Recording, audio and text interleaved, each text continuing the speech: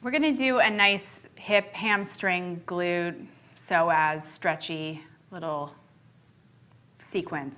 And it's a nice one to do any time of day. I do this one particularly with one of my clients very, very early in the morning, long before the sun comes up. So you're just going to start lying down on your back. And you can begin just by hugging your knees in. So once your knees are hugged in, it's up to you what feels good. You can rock side to side a little. You can hug them tightly or loosely. And as you do that, just start to connect to how your body feels in that shape, how it feels at whatever point in the day you're at. And then also start to breathe with a little bit of a steadier pace. And it doesn't have to be a heating pace like you do in your normal practice. It can just be a longer, more rhythmic, even pace. And then you can keep your right knee hugged in, and you'll reach your left leg all the way out and set it down on the mat. And then hugging your right knee and pushing your left thigh and heel down into the floor. Just make a couple of little circles with your right thigh bone in the socket. So you can take your right knee and draw little circles clockwise. And then take a few circles the other direction. And there's really no way to do this right or wrong. You're just warming up your right hip for a moment. And then bring it back to neutral and loop your hands around the back of your right thigh rather than your shin. Okay. And then push your left heel again, left thigh down. Make sure the back of your pelvis is flat on the floor and your chest feels wide. And then you'll just start as you breathe to straighten your right knee out little bit by little bit. And it doesn't have to go all the way straight. If you're going to change the rest of the posture, keep a bend in your knee. And then when it gets to the place where it's like, yeah, that's good enough for now, then you can start to pull the leg a little bit closer in towards your chest. Think about pushing your right hip crease where you're folding towards your left heel. And then just a couple of breaths there.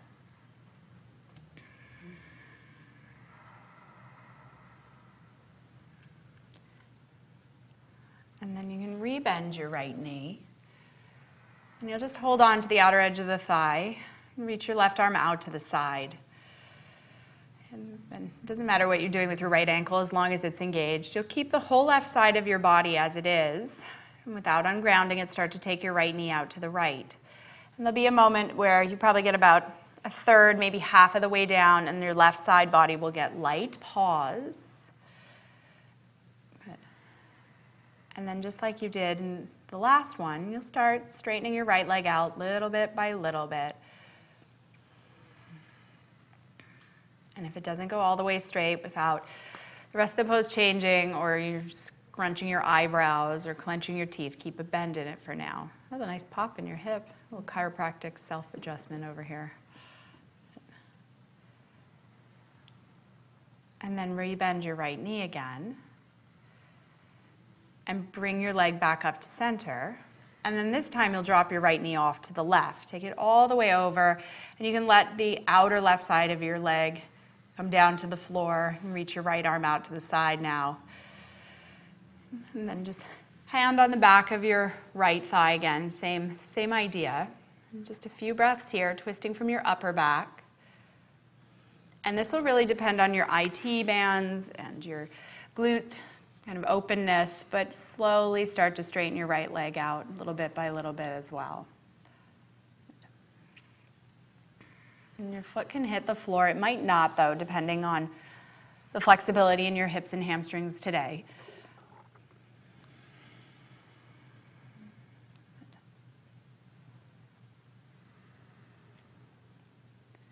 And then inhale, come on all the way back up. Hug that knee in. And then reach down and grab the edge of your right foot and turn your right leg into a happy baby leg. And your left leg just still on the floor. If this is too much to have your left leg straight like this, you can bend your left knee and put your foot on the floor. And then just a few breaths, pulling your knee towards your outer shoulder, your chest up towards the ceiling. Yeah, steady, long, even breaths.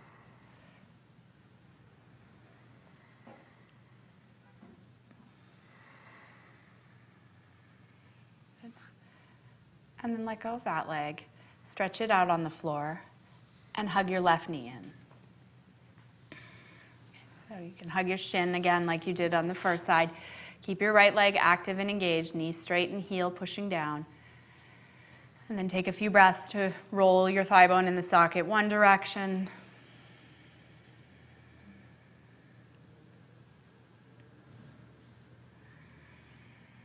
And then a few breaths to roll it in the opposite direction.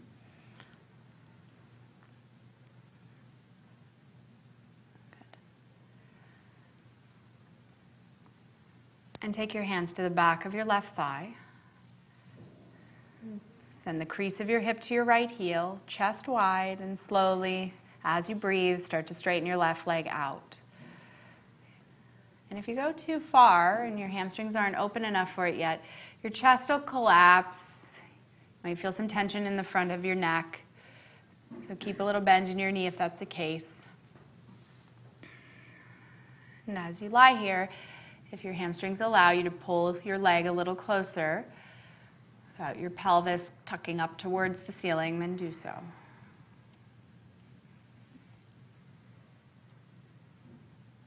This is their reward for a sequence they did before this that was really hard.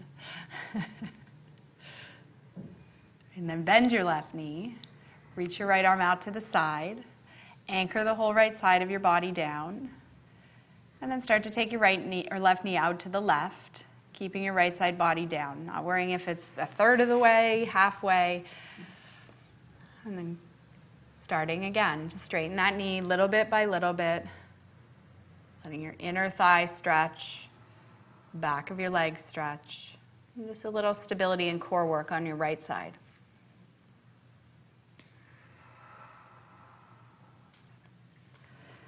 And I'm going to have to get out of your way or you're going to kick me. And then bend that knee again. Inhale, bring it back up to center. And then exhale, drop it off to your right. And you can shift your hips a little to the left as you roll over so that your hips stack on top of one another. And still ankles engaged, both feet. It doesn't matter if they're flexed or pointed. And then start to straighten your left leg out, going slowly, just knowing that this is a big, tight muscle for most people, big, tight tendon. So try to use your breath to just soften into whatever shape your body allows you to get into today.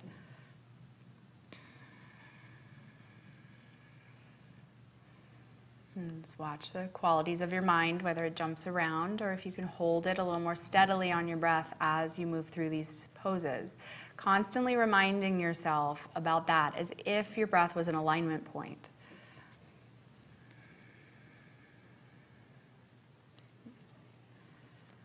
And bend your left knee and inhale, come on back up. And then once you're up, hug that knee back in and grab the edge of your foot and set that leg up into a half happy baby leg. And if you had to bend your knee on the other side, then bend your right knee and put your foot on the floor. So it's not too much in your lower back, in your hip flexors to start with. It might be also because of your glutes. It just depends.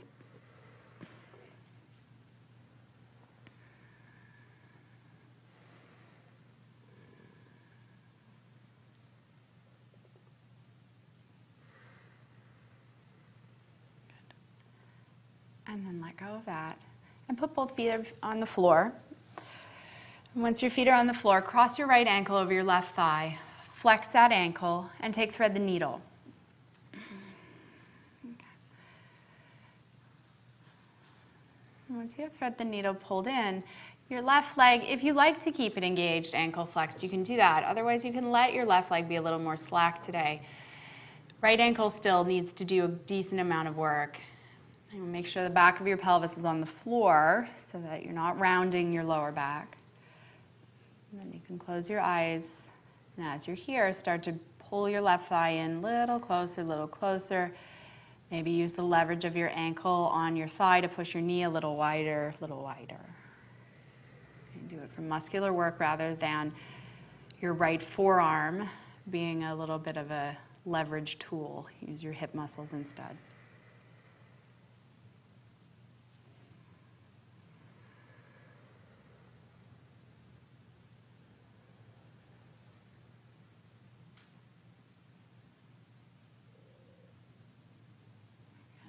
And let Let go of that side and cross your other ankle over and thread the needle on the other side.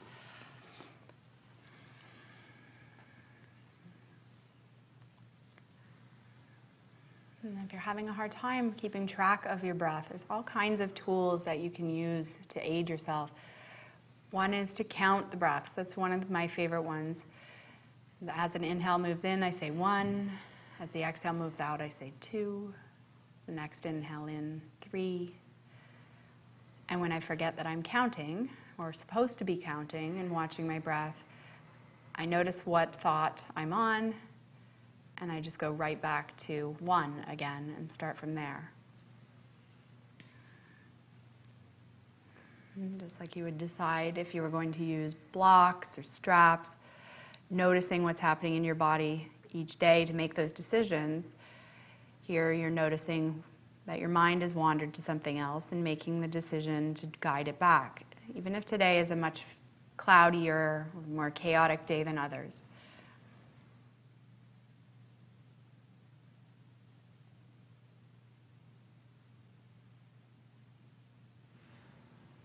And then undo that side and put your feet on the floor. And then this time, cross your right thigh all the way over top of your left, right, so that your inner thighs are touching all the way down to your knees, and then hug that into your chest. And if that's already stretching your glutes, then you can stay here. And if it's not, you can flex your ankles or make Barbie feet. Grab your shins, and then you can start to spin your feet out towards the sides of your mat and pull them up towards your shoulders as well for Gomukhasana, legs on your back. Is that already stretching, dear? Okay. Because you can always take them up higher and then out and wide. Yeah, there you go. Go right back. If you're using the tool of counting, go back to that. If you are just using the simple instructions that I always like beyond the counting, is know that you're breathing in as it's happening. Know that you're breathing out as it's happening, both in real time. And when you're not aware of those two parts of your breath at all anymore, know that you're thinking and planning or remembering or judging, and just guide yourself back to the simple act of breathing, of observing.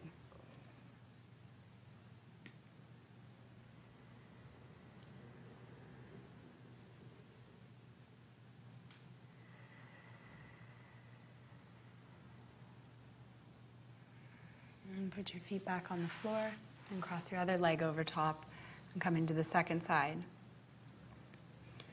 And always, as you come into the pose, making sure that you find sensation that feels like it's a good opening in your hips, that it's doing something of benefit, although maybe uncomfortable, that you're not hurting yourself in any way. It shouldn't hurt your knees or your back, and if it does, you come out. And then when you're sure that those two qualifications have been taken care of, then you go right back. Breath, observation, quiet.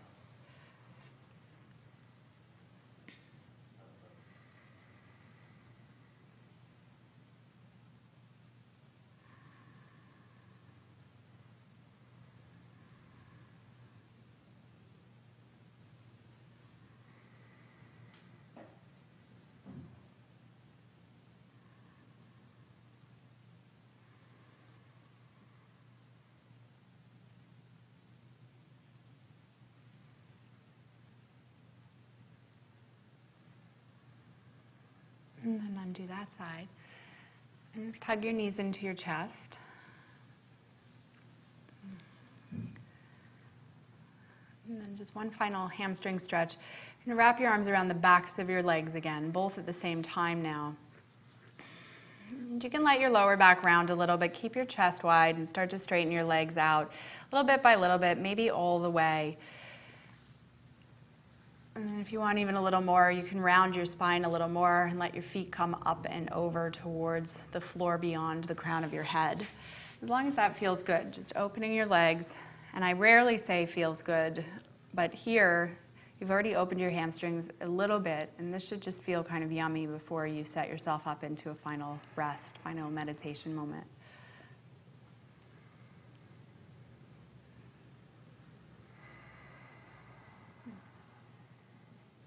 And then bend your knees, undo that. And you have a blanket nearby. And take your blanket and put it underneath of your knees and set yourself up into Shavasana there so that you're kind of propped up. And it'll make it a little bit easier to release your lower back. And so you can let your inner thighs flop open. And then sometimes when you're propped up like that, it requires lifting your pelvis up, getting your tailbone curled to the ceiling enough that your lower back doesn't feel overarched or compromised. And then spread your arms out, your legs out. And just let your body take rest. And there might be things that come up in your body that feel like you have to deal with them then. Something that's itchy or something in the room that's bothering you or touching you. See if despite that you can hold still. And in spite of what might bother you, see if you can focus your attention on your breath, letting the discomfort or the nagging thoughts that you must do something at this moment fall away, and your breath become the most important thing inside your mind, so that from that you can take full rest away from everything else. And continue with the counting or the awareness in any way that was helpful. Otherwise, rest. Shavasana.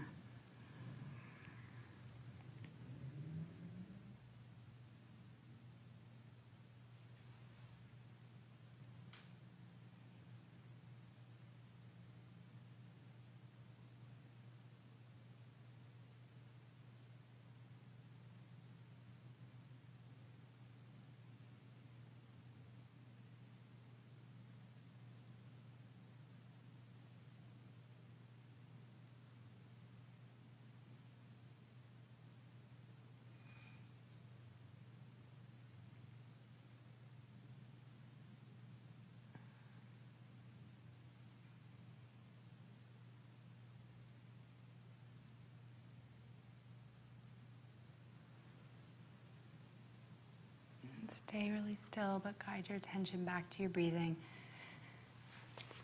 And just deepen the duration. A little longer inhale, a little longer exhale without a tremendous amount of added effort.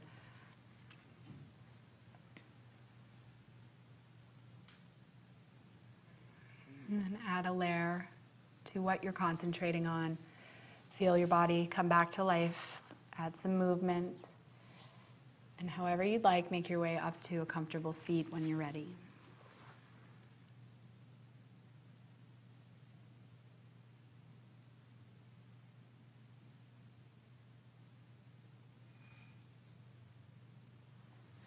And then sit up tall when you get there. And join your hands together. And final breath. Inhale, lift and widen. And exhale, let your head bow down.